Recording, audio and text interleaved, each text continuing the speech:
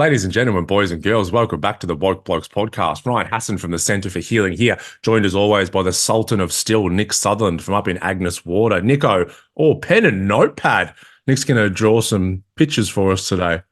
How And are a you, Nico? doodle. You're a doodle. Yeah. I'm just gonna sit here and doodle for the whole hour. Maybe you can be Mr. Squiggle. Okay, maybe. Yeah, that'd be great. What was my name? How did you pronounce my surname in your rapid fire introduction? And that was The much quicker Sultan than of usual. Still, Nick No, Sutherland. no. Yeah, that was, Maybe I because there's a lot of thought S's in the Sultan of Still. Maybe then that next S of Sutherland tripped me up a little bit. I'd have to listen could back. have. How did it But sound you to you you? you were rapid fire. I haven't heard you go that fast and that hard Yeah, before. I just finished my coffee. I mean, I'm going to be speaking real quick. You're up and about. How are you, buddy? I'm great. Yeah, I'm great. I'm sleeping really well at the minute. Really? How Yeah, are you yeah. achieving that?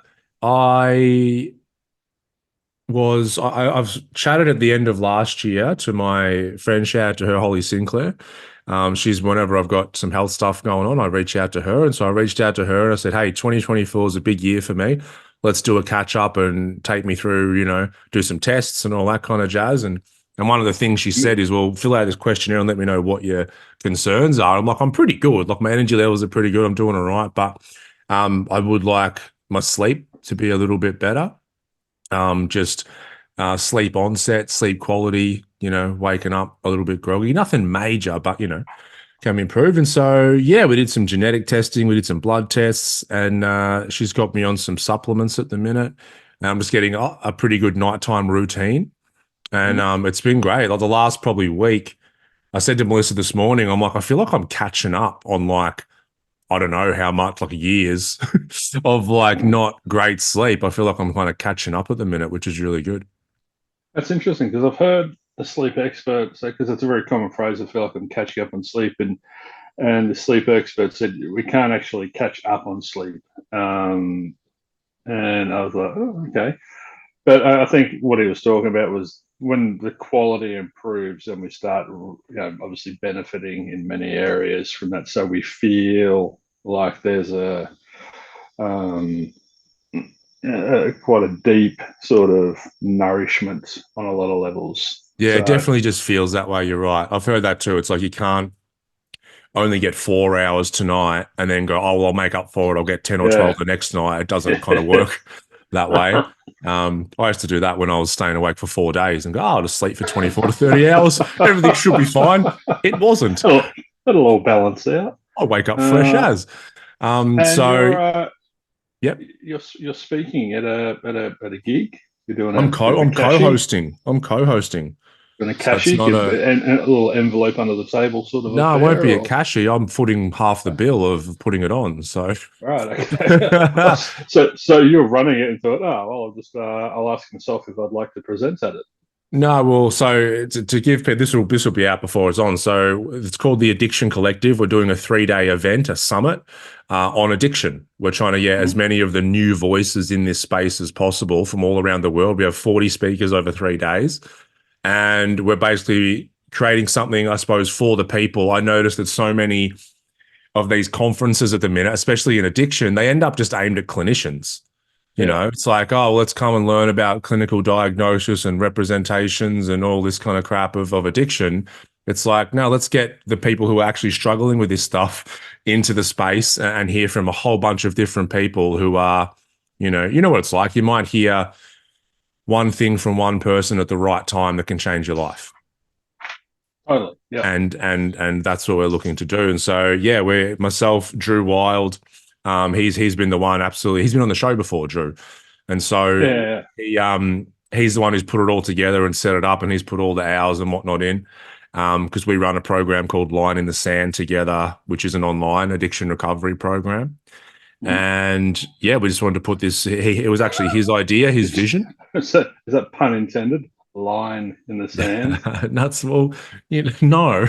It's like putting the I letter guess S it in means two lisp. things.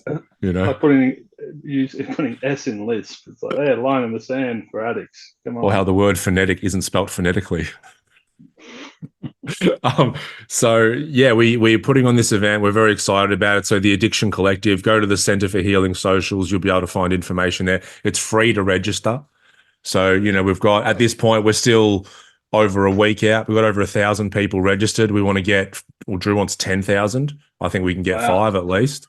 Yeah. And so, yeah, it's free to come up and show up and listen. If you want to pay a little extra, it's like $17. Then you get all the replays of all the speakers for a period of time. And we've also, for like $100, you can come the week after to a private workshop that we're going to Mhm. run to start to help people, implement and work with them one-on-one to try and help them map out their next steps in their recovery. So, Awesome, man. I've yeah. yeah, I'll post it on my socials and get the word out there.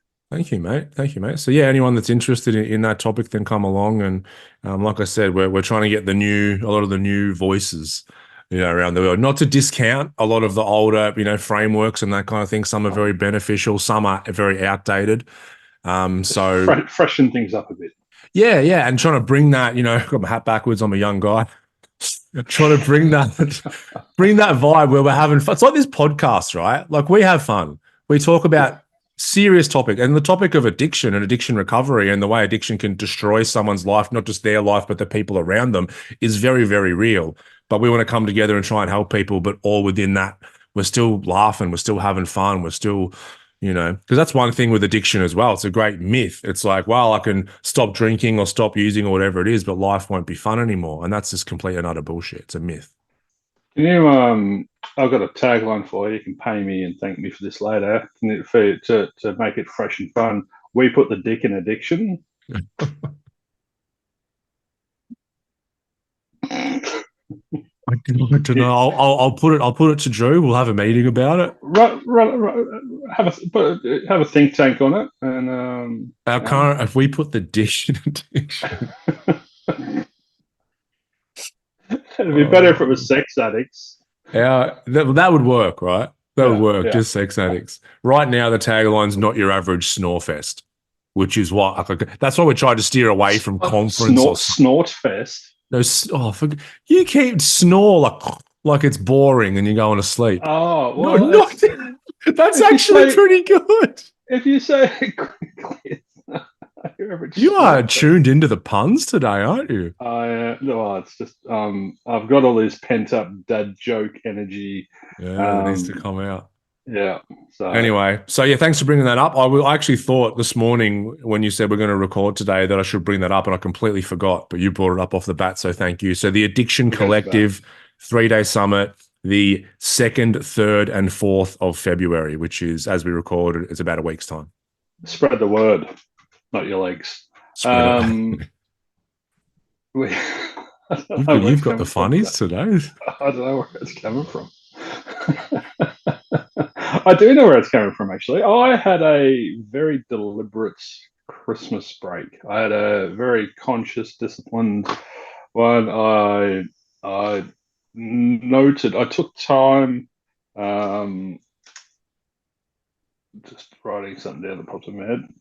Um, I took time to reflect on last year and didn't set New Year's resolutions or anything, but just really evaluated last year. And the biggest takeaway was I tried doing way too much. There was just a lot going on. 40 acres. We moved. We lived in a caravan. Kids went overseas. Em had to start a new job up here. I had to run a business online. That just massive, massive changes. So I noted that you go to the typical coping mechanisms, having a beer or a glass of wine, especially up here, the weather, it's just beer drinking weather. So mid strengths, have a couple of them after mowing the lawn or whatever.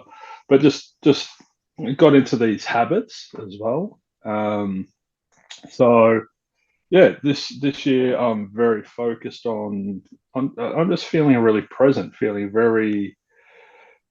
I've spoken about the word proprioception, about the awareness of where the body is in relation to the spaces it's in. I've got that really good mental or psychological proprioception at the moment. I'm feeling I'm very conscious of where I am and what I'm doing at the moment, and it's been interesting to observe that the internal shifts that I've made, the decisions that I made internally, I'm just very slow and deliberate and allowing things to be. Last year you look at 48. Oh, I've got to do this, got to do that. Oh, how are we going to do this? Oh, we renovated as well and built, and I so guess all there's a that was going on. never-ending list of things to be Oh done, yeah, right? Yeah. yeah. And I spoke about getting rid of that to-do list, which was helpful, and just turning up, and that was a great step. But I've gone a step further, and it's all okay. However it is, it's all okay. And so, yeah, now I've noticed that I'm not looking snacking. After dinner, snacking was big for me last year as well. So I noticed I'm not craving those snacks. I'm not craving. In fact, I've got no desire to snack or to drink or to do anything. I'm just really enjoying reading before bed and hanging out with them and the dogs. And so, yeah, it's been a really interesting exercise, I suppose. Yeah, yeah. I remember we spoke on the phone, I think it was between Christmas and New Year's when you were down. And you were saying you were in a very slow, kind of observing state. Mm. I remember I sent you some techno music to try and get you fired up. But it You sounds did. like that was what was needed. And I think I'm just trying to think back to myself and obviously a lot of people, around me, people that I've worked with and everything. It's like we have these breaks. It doesn't have to be over Christmas time and that sort of New Year period. But even if we've got holidays or even weekends, right? We automatically see it as a time to kind of let loose and enjoy ourselves in inverted commas and, do all this socializing and whatnot. But I think it's Let our good to hair be able down. to yeah, that's saying let the hair down, but it's oftentimes just good to reflect, even on a weekend, like just reflect on the week that's been or the month that's been and just go, hang on, am I on track with it's like we don't want to measure ourselves against other people. We want to measure our actions compared to our dreams and what we want for our own life. And Mm. it's like, well, is me, snacking after dinner every night, is that kind of feeding me Well, spiritually, not actually I physically? was aware that I was doing it, but it's very that was the symptom, and it's a lot of people get focused on trying to change the symptom or the effect, but taking that time to observe and understand without judging yourself or beating yourself up or anything, it gets you in a position where you can attend to the root cause of what's going on, which was for me just feeling overwhelmed, and there was just way too much, and even the Sultan of Steel, very deliberate, very mindful. I've been doing this for 15 years. Even I can get caught up in things. And yeah, this year it's just been about giving up, just giving up. And that doesn't mean just letting it all fall apart or letting the grass grow wild and, just being lazy and being passive and not doing anything.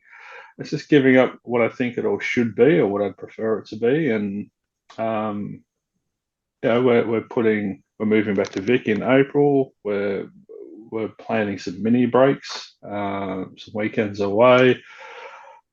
But we actually went out last weekend for the first time since we've been here on the Barrier Reef. We went snorkeling, and Beautiful.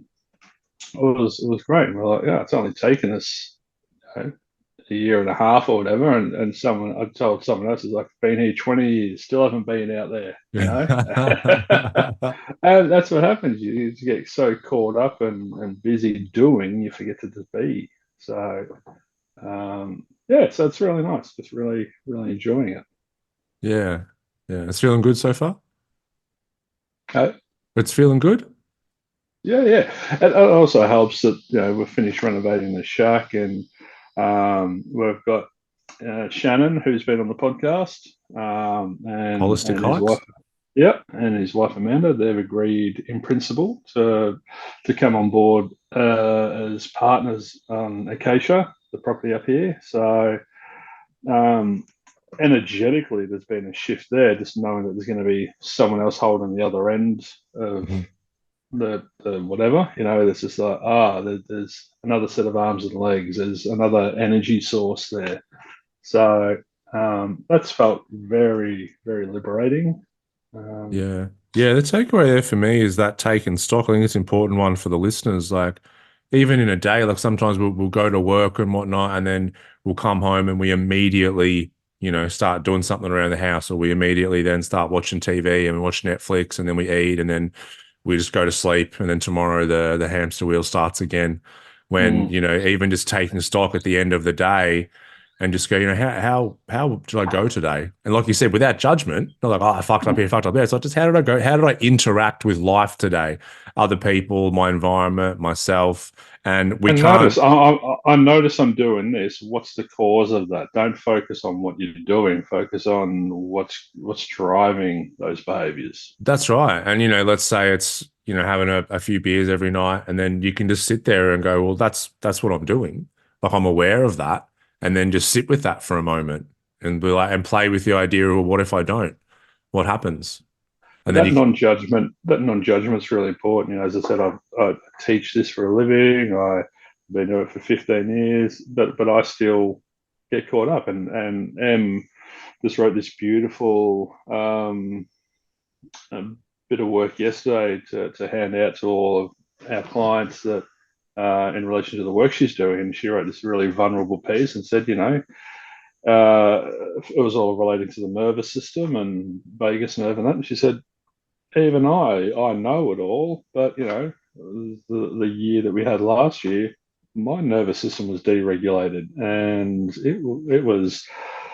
I noticed that I was in and out of states of elongated anxiety or depression. I was very heightened for periods of time. And so, Em and I both do this for a living, both teach it, both know it intimately. But we still get caught up in it. We're still human. And the best way to come back into alignment or to make the necessary adjustments or corrections is to do it gently, to not beat yourself up. Oh, I'm such an idiot. I do this for a living. Oh, I'm such a fraud. What are my clients going to think of me? And it's all of that's so destructive and unnecessary. So it's and just it's normally the noticing and going, first, it's the first thing that comes in. And what we've spoken about a lot. So that first thought or whatever that comes in, then you go just go, okay, I'll watch that thought go by and then treat myself more kindly. Because if it's not, if someone's listening that might be just maybe we've been doing this work for a couple of years now and we've been in personal development and trying to improve. And then the thought is, oh, for God's sake, you haven't got it yet. Oh, you're still getting anxious in these situations. What a dickhead. It's like, I'm not enlightened yet. I've been doing. yeah, I did a 12-month program. How am I not enlightened yet? yeah. It's And so ridiculous. I played. that's the, yeah. I went to the driving range with this. I've been sort of playing golf with this dude at the golf course. He's a young guy, and he sort of similar ages and whatnot. And he doesn't wear his hat backwards. But we went to the driving range last night, and he's a really interesting dude. He said to me as we were leaving, "Is oh, thanks for putting up with me again today." And my heart broke, and I was like, "Mate, you don't, you know, I'm sorry that you feel you need to say that." Um, um, and I opened this chat. I followed on from the other day, and I guess that's what I was going to discuss in the program. I've had the program, the podcast. I had 4 days in a row where people revealed very intimate and private things to me, not people that flushing me. Right. But the first one was just a bloke in the car park at the supermarket. Second was on the trip out to the reef. Another bloke similar to my age just opened up and told me about a breakdown. And then this guy from golf just shared something and got really emotional, just sitting there having a beer after golf. And then a plumber turned up and told me about something that's going on in his family situation at the moment. And 4 days in a row, and I was just like, what's going on at the moment? Like, is Mars in retrograde or what's going on?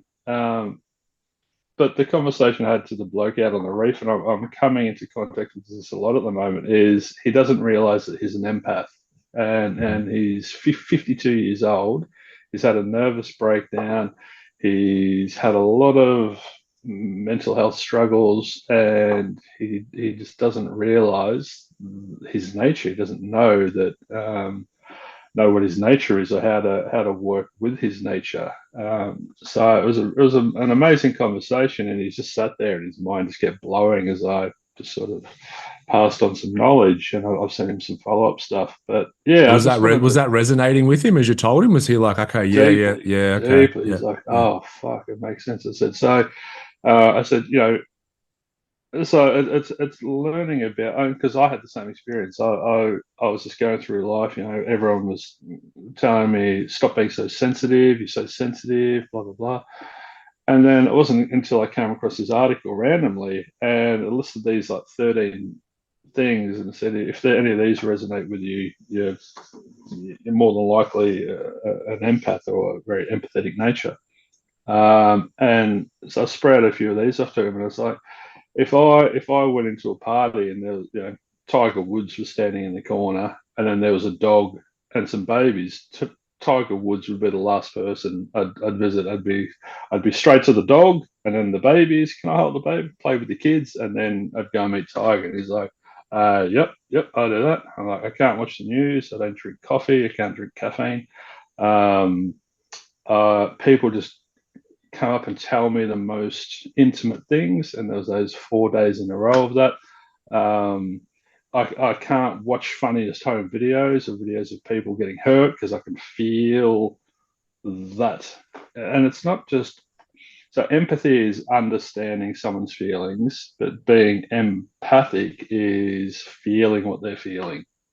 And you don't have a choice. And this is the thing. So if you don't know that your brain has so many more mirror neurons, it's like a radar that's picking up so much more. I said to him, people go to the rock pools, and generally will see like a fish or a starfish or a bit of seaweed where we see every grain of sand. He's like, oh my god, yeah, and you get really drained really quickly, and you've just got this built-in bullshit detector. You can feel when someone's unauthentic or lying or being deceitful. And he's like, totally, I can't go out. And so everything I reeled off is just nodding and nodding and nodding. And he's like, oh, what do we do with this? And I said, it's a double-edged sword. When you don't know that it's What do going we on. do with this? What a good question. Yeah, yeah. And I said, it's like a double-edged sword. If you don't know that this is your nature, it can be a curse. It can feel like a curse, and it can get you into a real mess. But when you start understanding and working with it, it is a blessing. It's the greatest gift, but you've got to know how to manage yourself. It's like anything. It's like Cyclops, X-Men, takes his glasses off, the laser just goes everywhere. You've got to learn how to temper it and contain it and work with it. So I come across so many people that are suffering deeply and struggling simply because of their nature. They don't know that they're a highly sensitive person. There's two types of sensitivity. There's that ego sensitivity. I must get what I want, must be loved and liked, it must be perfect, and got all these desires, or there's this energetic sensitivity. So And that's what we're that's what we're talking talking about. about. That second one. Yeah. Yeah, yeah. We obviously work with a lot of practitioners now, and some of them know it coming in, but we teach the HSP, the halal snack Mm. pack, now the highly sensitive person. I see, did you see a difference? I see like that the highly sensitive person, Dr. Elaine Aaron, she wrote the book on that and has done probably the Mm. most research on it. It's like a scientific version, and empath is like what the spiritual people say. Well, they're pretty much the same thing, right? Yeah, yeah. I don't know why they're trying to separate into two tribes, but Yeah, it's the same it's thing to one and me. the same thing. And so we teach the HSP stuff in our courses. And yeah, the thing is, and I'll get into the nuts and bolts of it, but the vast majority of people who get into the space of helping others, healer, practitioner, whatever Mm. you want to call it, they're a HSP. Because they care about other people, and they want to end suffering in other people because they can feel the suffering of other people. And that's what can make them a wonderful practitioner as well.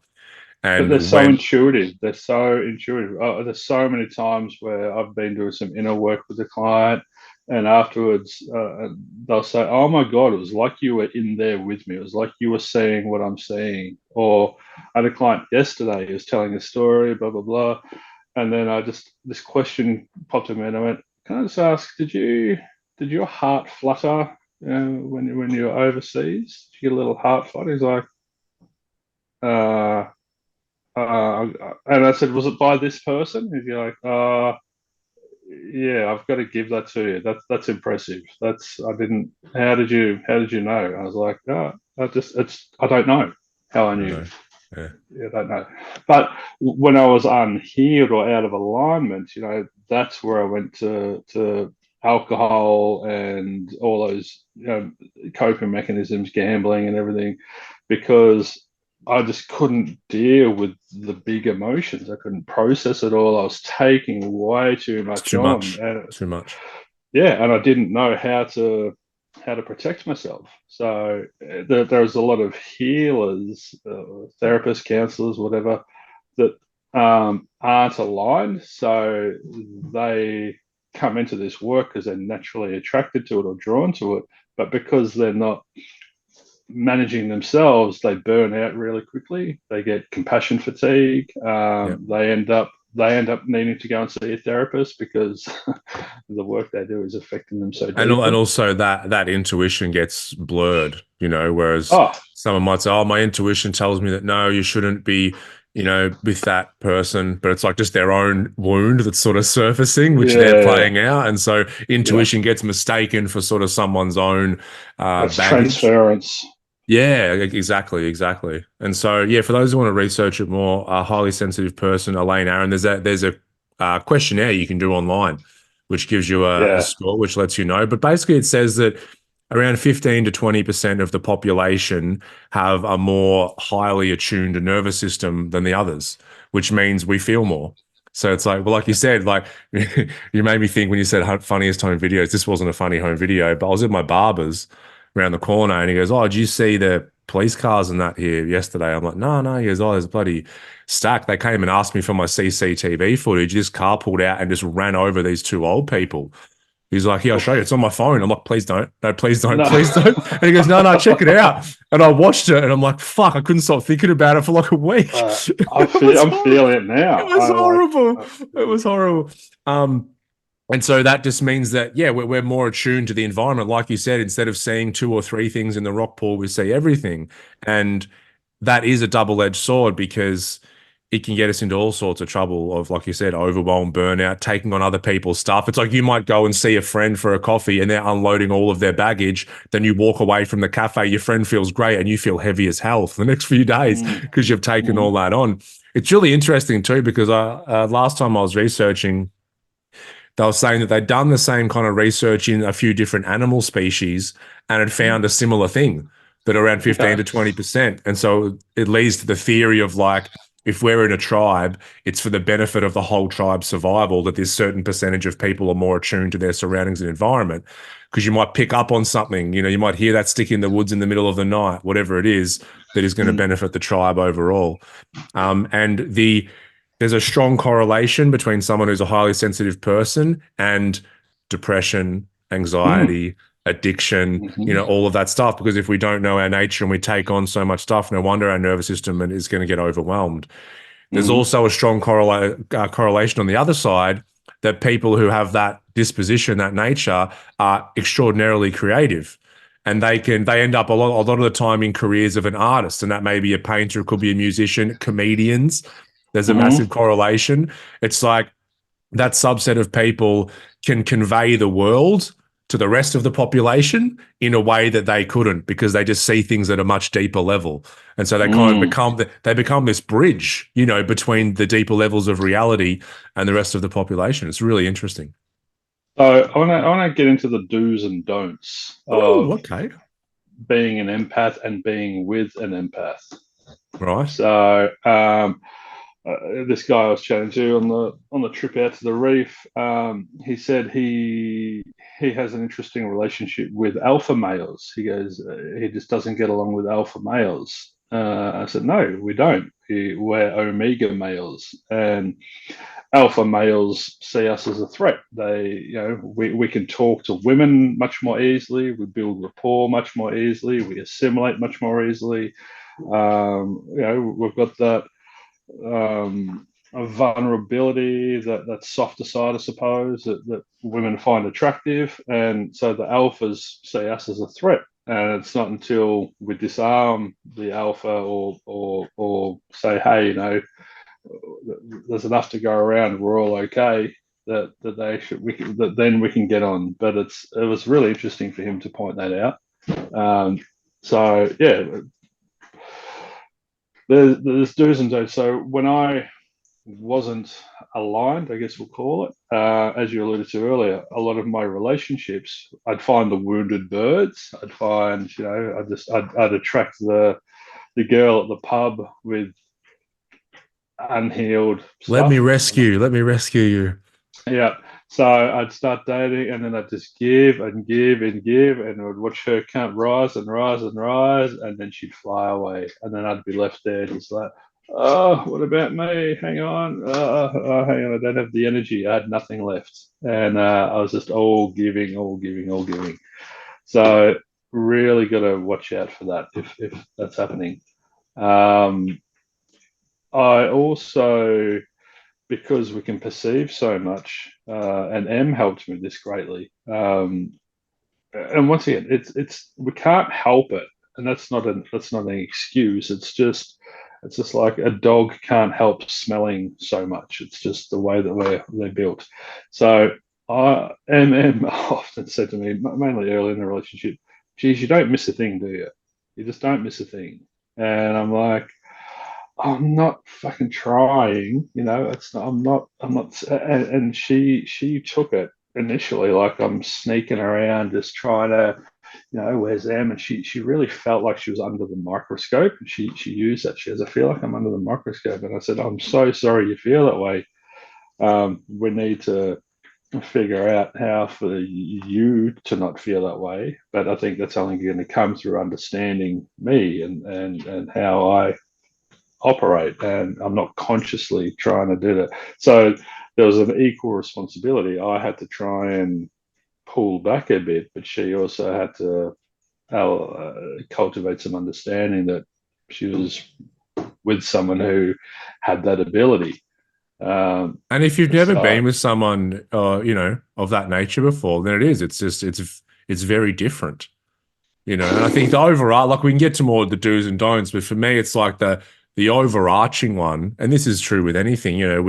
We are with in a romantic relationship, or we're in friendships with certain people because there's a degree of similarity there. There's some sort of chemistry, and we bounce off each other, and it's great a lot of the time. But even those people who we seem as very similar to us, we all view the world through a different lens. We all have this different nature. We've also had different experiences during our developmental years. And so we're all viewing reality differently. And before you get into this work, I've pretty much everyone I've worked with, including myself, before you get into this work, you think everybody else views reality the way you do. You make this yeah, assumption. You're like, oh, well, if I think this is crap, then everyone should think this is crap. I think this is good. Everyone should think this is good. And then you realize that no two people have the same filters and the same lens going on. And when you can start to understand that, and both, whether it's with your partner or a friend, and go, okay, let's work out the ways that we see reality differently and work out both of our natures, then you set such a solid foundation then to work through all of these little incidences and nuances that happen. but those differences are a threat. So a lot of work needs to be done on developing a healthy ego for both people in that relationship, because M's ego would get all flared up, and then that'd activate my ego at times, and to just create all this unnecessary But then conflict if and you, in that contraction. moment, if you start with that base, then this is something that I've had to work through as well, because my ego gets involved all the time. If me and Melissa are having a dust up, it's please tell me how you're seeing reality, and then I'll tell you how I'm seeing reality, and then we'll try and work out what's actually going on here. Because yeah, most people, when the egos start, it's just I'm right, you're wrong, and both of them are doing that, and that doesn't end up in a great place. No, and the ego's Achilles heel is different. So the ego really struggles when things are different. It's looking for itself in everyone else. Why aren't you seeing reality the same way I see it? So yeah, it's all when we can observe, we create awareness and understanding, and then understanding, as I said the other podcast, understanding is the cornerstone to love. So making sure that we do the work around the ego to minimize how often the ego's in the relationship is really important. For the non highly sensitive person, it's really important that they don't attack the other person's sensitivity. They don't stop being so sensitive is the worst thing you can say to an It's empath. like if someone's having a panic attack and they go, calm down. It's never in the history of the universe does that advice work. If a kid's having a meltdown, stop crying. It's like, stop breathing. It's the worst thing you can say. And once again, this dude said he really his partner's really social, but he struggles socially. He just gets overwhelmed. He needs to take his own car sometimes so he can leave whenever he wants and everything. And if she's stuck in this, you should be more like me. Why aren't you being more social? Without that understanding, she's going to be in this ignorance position, ignorance and attachment, cause of suffering. So she's going to be in suffering purely because she has no understanding about this person.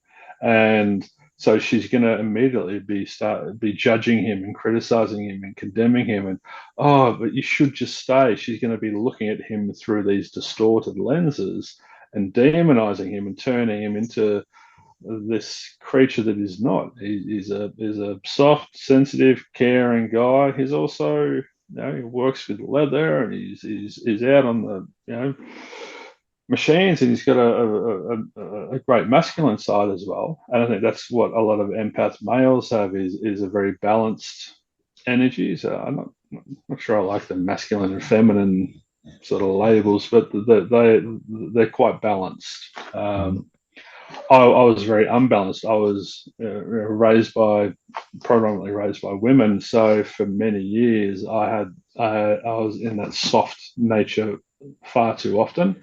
So I had to work to really bring balance to myself, and then it was amazing. Once I was in balance and in harmony, and there was no inner conflict with my own nature, and I embraced it for what it was. You suddenly find yourself in it. You're like, oh, this is cool. It's like putting on the Iron Man suit or something. You're like, oh, well, what can we do now? And then all of a sudden, oh, I'm not looking for the wounded bird, and I'm doing this, and I'm able to go out and socialize, and it's night and day. Oh, So it's like you said, what can we do now? You got options now. We're yeah, not playing out patterns. It's like, oh man, you mean I can, I can go up to that a lady over there who doesn't seem wounded at all? Like, that's weird. Okay, let's but I'm do also that. in a position, once I understand myself, I'm in a position to educate them and say, hey, I'm feeling, I've seen 6 clients today. And this is another thing. I wasn't in this field before I was in alignment, so I haven't got that experience, but I know a lot of people do. But I don't take on my client stuff. I've learned to some people put up their invisible shields and shield their energy Their and bubble, their or they energetic bubble. yeah their golden orb and whatever it is. I don't feel the need for that. I've just I don't You know, just wear a just figured hazmat out suit and a mask a high vis vest, and some sort of shield. a lollipop. Okay, session Stop. starting. Stop. I figured out a way just to, I guess it's unconscious now, not to take it on. I've learned to be empathetic and allow my heart to break, but I don't then try and take on their stuff to make them feel better. I I had a client the other day just had the most amazing breakdown. He just was literally on the floor crying, and I just sat there and I just held space. And this is, I guess this is important in every relationship, but especially, yeah, in a relationship with a empath and a non-empath, it's holding space, and I just held space in that relationship with this client, and then when he finished processing those very large emotions and sat back up in his chair, I just met him where he was, and I'm like, hey, how are you? I did, and it was so it was beautiful. It was beautiful to watch this grown man break down, and I just felt so honoured and so privileged and so grateful that he feels that he He can felt do safe that. enough to break down. Yeah. Yeah, yeah, and I didn't have to do a thing. I didn't have to interfere. I didn't have to. Oh, are you okay? Oh, call an ambulance. Oh, I'm medicated. Oh, I just this is allowed to exist. This is very natural and important. Mhm. So in the past, unhealed, I don't know what I would have done, but I know I would have tried to take his pain away from him, Yeah. and It's that like, wouldn't have helped come him. here, it's all right. It's all right, come here, it's all right. But it's Yeah. like in that moment, it's not all right. And it's okay to not be all right things in that moment. Well, I guess you could look at empaths as like a sponge, and when someone's in pain, it's like you said it before. It's like you soak up all of their pain, and they're left feeling better, but then we're left with the burden The of that remnants stuff. of that energy. Yeah. Mm, Yeah. And so I'll chime in again and say that it works both ways. Just because I'm a HSP and I've spent so much time around HSPs. I see like the other extreme. And we also want to respect that if our partner or our friend isn't that, then we need to respect that too. Because I've seen a lot of people then fall into the role of a victim and go, well, I'm an mm, empath. I'm a highly sensitive person. I feel things more. So everyone has to placate to me and my needs yeah, because that's me. Where it's like, so let's say the guy that you met and you used the example of if they go to the party and she's like, oh, why does he want to go home early? And then that causes friction in yeah, the relationship. It can go the other way. And he might go, well, I'm ready to go. Why doesn't she want to leave now? Why does she have to stay and keep socializing? And so this is why it's so important to have these discussions in a relationship so you can both sit down and just understand each other. And then and they're difficult conversations, people they avoid these things in relationship because it's easier not to do it in the moment. You know, yeah. it's the hard path to happiness, Nick. It's What? TM. What? And but if you have these conversations over and over again and make it more normal in a relationship, then all of a sudden you'll kind of have a really good idea of your partner's framework in a situation when it starts to upset you. So you might get disturbed, then you automatically plant yourselves in them and go, oh, this is how they're seeing the situation. Let's talk about it. And then the egos get less and less involved. And that's a nourishing and healthy relationship, I believe. Yeah, well, you're in your heart space. You're just there, and you're meeting. I think we've spoken about it. Spaciousness in relationships, whatever the relationship dynamic is, parent, child, husband, wife, teacher, student, whatever the relationship is, space, and it's not you go over there and I'll go over here, or boys' weekend, girls' weekend. It's just, the two of you are in the same room, and there is this space where you just you don't feel like there's an agenda. No one's trying to win. No one's trying to dictate or override or anything. It's just there's this. It feels safe. It feels comfortable. It feels like you're down here with it, and you're like, oh, and you're listening with the intent to understand. You're open. You're receptive. You're validating. You're really engaged and connected with that other person, and they're equally engaged and connected with you. Yeah, I love the phrase, yeah, no one's trying to win. I love that. It's like just we're not in a battle here. This is meant to be a relationship. And just put the swords and the shields down. It's not it's like because even if you have that attitude, then you do win. It's like you might feel good for a fleeting moment, and then you realize, what am I doing here? Who am I fighting? The person that I love? This is weird.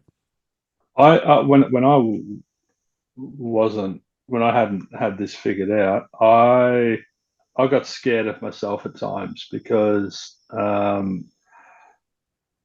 there was a combination of childhood experiences and whatnot, but there's a part of me that would, I guess, shadow work, or some people would call it.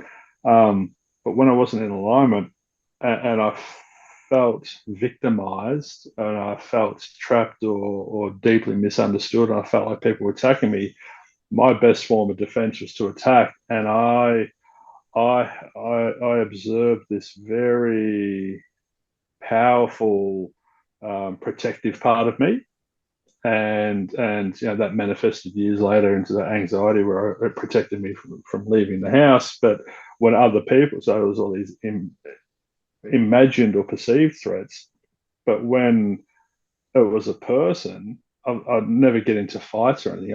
Empaths really dislike conflict, and are deeply affected by conflict. But I found a very non-elegant way to push people away, and I had no control over it. It was just an energetic bang. It was a pushing them away, It's like and the I've done it cornered with, animal, isn't it? yeah. Yeah. It's really interesting. I've experienced it with Polly. So Polly and I have been hanging out for 11 years, and there's been times where Polly's Nick's she's dog, for just, those who don't know. It's not yeah. his mistress or something. I think everyone knows Polly. Um, and there was a couple of occasions where I was like, Polly, stop. She was just, whining or wanting to do something. And I was frazzled and wasn't doing my work. And I emitted this energy, and she yelped. She was a couple of meters away, and she yelped and went, and scampered out of the room. And yeah, that's happened on 2 or 3 occasions. And I just, she felt pain. She felt, so imagine what we can't see. Imagine what's happening energetically. The vibe of a place is really important to an empath as well. I can walk into something, and as soon as I enter that space, I'm tuned into the energy of it, and I can, there's a real funky, something's not quite right here, or there's a lot of unauthentic people, or there's a lot of surface, there's a lot of ego in this room, and it's not attractive, so I don't want to be around it. Mm-hmm. Mm-hmm. Yeah, But yeah. poor And poor Polly. dogs are very good at picking up body language too, aren't they? That's the same thing with equine therapy. Have you ever done a bit of Yeah, equine I have. therapy?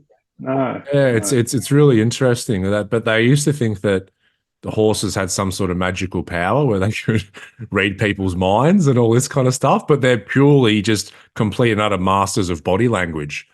And so you can have someone walk up to them, and if there's something a little bit off there, then the horse will just fucking walk off. It just won't want to be involved, let alone let you come and pat it, and it just picks Well, up on that so good.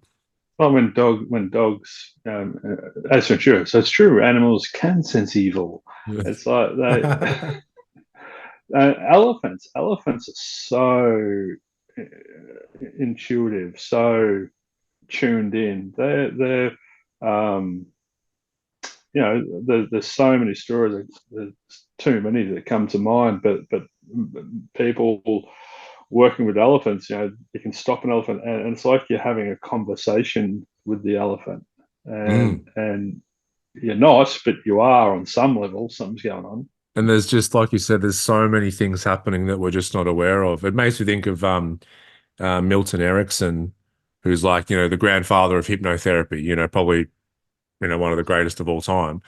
And I was reading The about him, and it goat. was the goat. He's the goat of hypno. And when he was, I can't remember what age he was, but he had some rare disease where became kind of paralyzed. And he was in this like bed for, I think it was like 18 months or 2 years. And he was paralyzed and couldn't speak or really interact.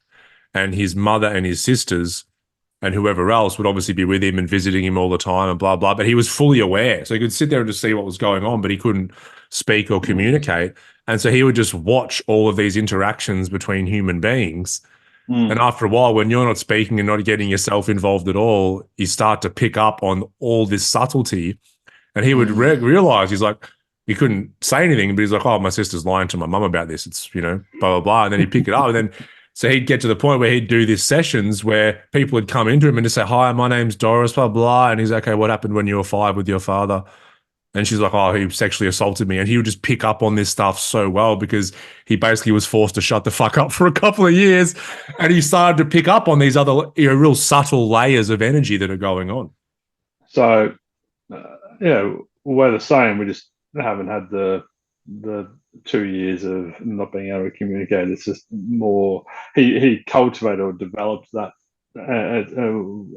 There's some of us are just born with it naturally, and it's dangerous. It's dangerous for us, and it's dangerous for other people. Like imagine, I've had people, women have been in relationships say they felt so uncomfortable because I seemed to move through all their barriers, all of their walls, and just appear like one person said, it's just like you just pulled up next to my heart, and it was shocking to her. Like I don't feel safe around you because I'm defenseless around you. You can just Yeah. walk in and walk out as you want. And I'm like, oh my God, that must be terrible for you. She goes, yeah, it's really, I can't remember the word, really daunting, really, it's a shock to the system. Here she is thinking, I'm protected, I'm safe, I've got all the walls up and got all this stuff. And then it's, hey, what's going on?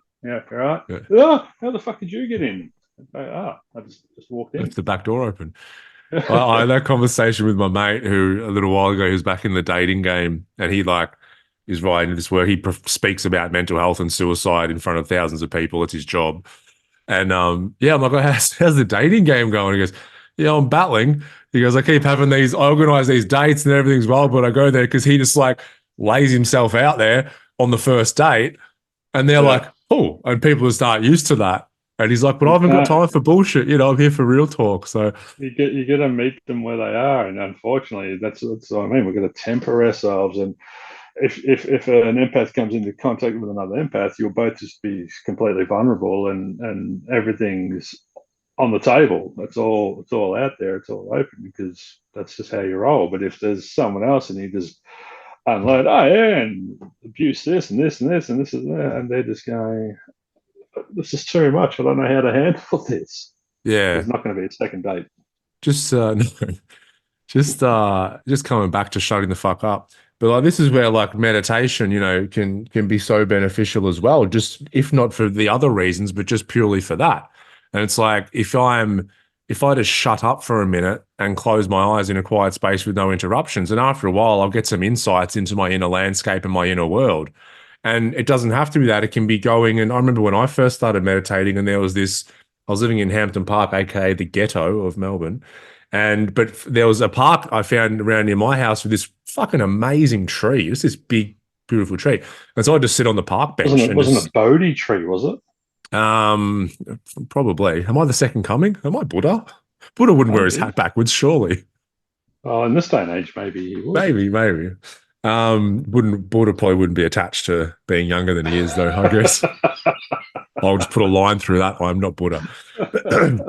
And so, just sitting on the park bench and just observing. And you would just, if when you shut up and stop thinking about yourself, you can see, the way that a leaf falls from the branch to the ground and seeing that's quite amazing and how wind and different forces interact with that, how people are, walking and how they're interacting. And you gain so much insights into life, more than you could ever read in a book, sometimes just by shutting up and observing.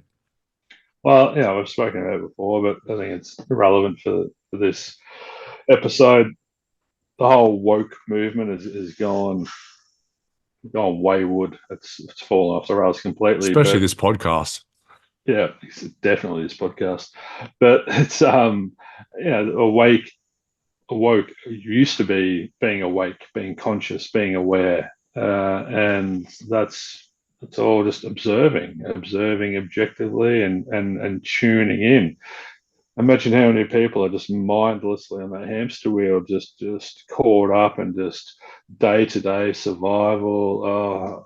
FML, hump day. It's just what a what a horrible existence. That's not judging them for it. It's just tragic. It's such a it's a miracle that we're here for starters, and then we just have this horrendous experience because we're not tuning in to what's really important. We're living in fear and living this state of deficiency and contraction and just trying to accumulate more and and and have more to feel safe. And yeah, when you stop and let all that go and self-soothe and reassure yourself, I am okay, food, water, shelter, then you're in this position to, all right, now what else is around me? Oh, look, a fish. Oh, look, a leaf. Oh, look, a bird. And it's transformative. It's genuinely transformative. It's like having blinkers on and they just don't take them off. And then, unfortunately, a lot of people get to 40, start wearing the hat backwards, or get older, towards retirement and realize that they were climbing this ladder and they got somewhere near the top and realized they had it leant up against the wrong building. And that's like very deflating. So funny. Young people want to be old, and old people want to be young. Yeah. It's like, oh, okay. That's so. Yeah. It's there's a lot of do's and don'ts for empathic people and people in relationships with empaths, and it's a double-edged sword. So if it resonates that you feel things deeply or take things on and get overwhelmed or drained easily, you can't watch the news or listen to the radio, or you just get this built-in bullshit detector, or you're very naturally drawn to hanging out with animals and kids, and because they're pure. That's why we love these things, because they're just pure. They kids are pure, dogs, animals, they're pure. Adults are very impure, myself included. Yeah, well, there's no hidden agenda. That's why if we put a dog in a certain situation and it goes to bite or something, and we're like, oh, it might be, bad, but like we understand where it comes from. There's no hidden agenda. Whereas we can meet a Yeah, human being and we're like, I know what humans are capable of. I don't know what the fuck you're after here. yeah. I'm listening to what you're saying behind what you're saying, and Yeah. it's a little bit funky back there. It's a bit of stank back there. You're stanky. You got stanky energy, Mm, man. yeah. All right, do the test. So Do the test, people. Yeah, go to highly sensitive person test. There'll be a bunch yeah, of them, but the Dr. Elaine Aaron website, that's the official one. So jump on there and get to know yourself a bit better. empath traits, or if you're with an empath and you're struggling with them because you think they're too sensitive, or because you feel that they're you're under their microscope or whatever, just sit down and have some conversations. So just sit down and go, hey, this is, but without demanding that they do everything different. Don't go into this conversation with demands. Go into them open and vulnerable. So this is what I'm experiencing. You're not doing this to me. Get the egos out of the way. Just this is what I'm experiencing. I just want to have a chat about this. Just create some awareness around this. I'm not angry at you that you're doing this. I'm not in defense mode because I don't think you're attacking me. I just want to talk about it and figure out a way that we can, you know, coexist harmoniously. Beautiful. Beautiful. Thank you, Nico. Thank you, Thank you, Nick. Rhino. Nick Sutherland. Thank you, Sutherland. Ryan. Hassan. It's just Hassan, Hassan. It's not Hassan. It's Hassan, just Hassan. Hassan. Ryan Oh, has a mate. son. What was your name? Ryan You're not has. Lebanese. No, I'm not Lebanese. It's Hassan. It's Irish. But look, Clearly. you've just spent the whole episode talking about HSPs. Your name's Hassan. Yeah, I do love a HSP. That's when you go, the name Hassan. When you go to the Yeah. kebab shop, it's Hassan. Yeah. Everywhere Give him a else, it's wink. Hassan. Yeah. Yeah, yeah. Hey, bro, part of the tribe, man. Look us up. All right, people. Extra garlic mayo on it for me, buddy. Oh, I know what I'm doing for lunch today. I haven't had one in a while. I'd heard about them heaps, and then I was at the shop like, "What is this thing?" And then I got it, and I'm like, "What is it? Just shredded chicken and shitted chips and cheese." Then I ate it, and I'm like, "This is fantastic. This is absolutely delicious." All right, we'll get into it.